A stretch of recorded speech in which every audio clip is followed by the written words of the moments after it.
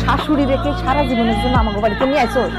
যদি আয় না থাকোস তাহলে ক তোর বাপে আর আমি এই বাড়ি থেকে চলে যাই। একটা বয়স্ক মুরব্বী অসুস্থ মানুষ সারাক্ষণ চোখের সামনে দিয়ে ঘুরঘুর ঘুরঘুর করে, আমার না খুব বিরক্তি লাগে, সহ্যই করতে পারি না। মা তোমাকে কথা আর কি করবো, ওই বুড়িকে দেখলে আমারও বিরক্ত। এ আশা, আশা, এই তোমার মাই কি সারা জীবনের জন্য আমাকে বাড়ি চলে আসছে নাকি? হ্যাঁ, ছেলে মানুষ তো ঘর জমাই থাকে, তোমার মাই কি আমাকে বাড়িতে ঘর শাসন থাকার জন্য আইছে? যাও, তোমার মায়ের এখনই বলবা কাল সকালে যেন আমাকে বাড়ি থেকে চলে যাও। মা, তুই গাছতলায় কি করো? তুমি না আশা বাড়িতে ছিল? আসলে বাড়ি থেকে আমি কালকে রাতে চলে আসছি। কেন চলে আইছো মা? অপমান সহ্য করতে না পেরে চলে আসছি।